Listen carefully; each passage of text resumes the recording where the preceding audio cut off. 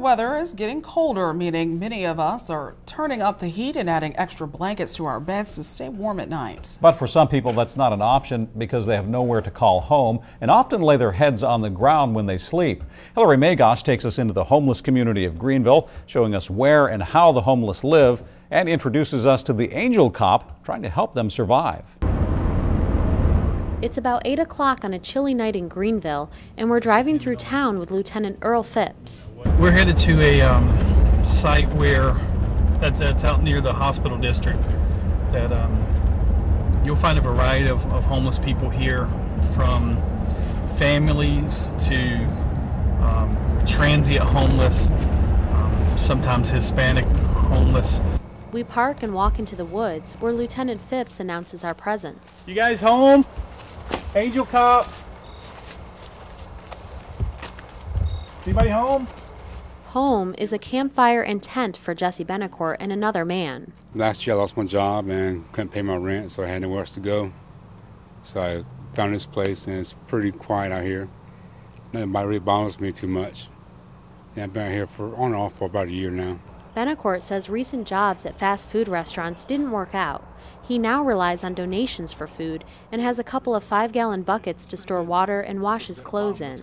He says it's not bad, but is worried about the upcoming winter. It worries me a little bit because last year it was really cold, down to the 20s. Sometimes I couldn't sleep at night because it's so cold. Try to wrap as much as you can, but sometimes it's just not enough. Which is why he's thankful for Angel Cop, who makes sure to check on the homeless frequently, especially during bad weather. He seems like he really wants to help people. So I think that's the main reason why they call him that. As we head to another homeless site, Lieutenant Phipps explains that it's his job to patrol the homeless community, just like any other community in Greenville. To me, it's no different than anyone else. It's the situation and the circumstances different, but people are people, no matter what the condition they're in. We park and walk along a median on Memorial Drive. No one is home under this overpass yet tonight, but you can see clothes and bedding. We continue on, and Lieutenant Phipps describes how you can tell where homeless sites are located. Some of the things that you look for in a homeless site is a worn down path,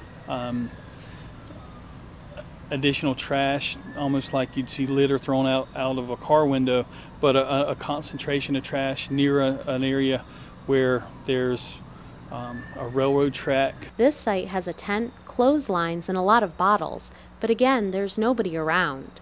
The folks from this site more than likely are in a hotel room somewhere.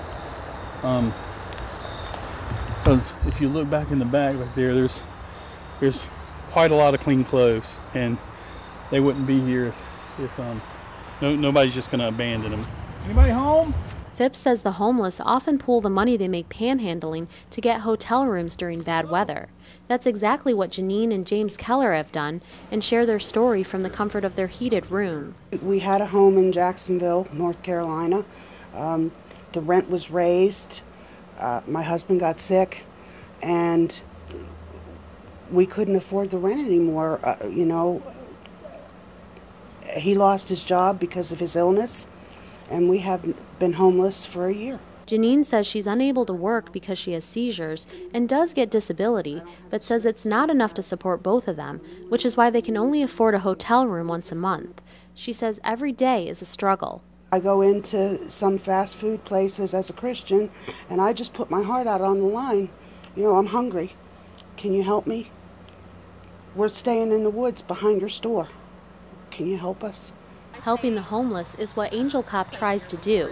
Aside from patrolling their communities, he makes sure they have food and other items like socks and hand warmers when it gets cold. But he also tries to figure out the underlying issues that are causing people to be homeless and directs them to resources that can help them get off the streets. We are looking at transitional housing, looking at obviously places like the homeless shelter, looking at step-up housing, looking at mental health support, chemical dependency support, alcohol support. He says it's these resources that often break the cycle of homelessness and help people find places to stay for good. Finding a home is something the Kellers and Jesse Benacourt say they hope to do within a year. We don't want to live like this forever. A year has been long enough. Hopefully out here You can get used to it after a while, but it's not for me. Lieutenant Phipps says it's his goal to make sure everyone finds a home.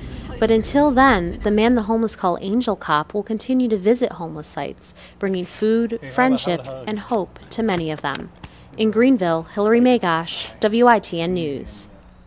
Lieutenant Phipps says giving a homeless person money often enables homelessness, and if the person has a drug or alcohol problem, which is why he recommends giving them food or warm clothing if you want to help.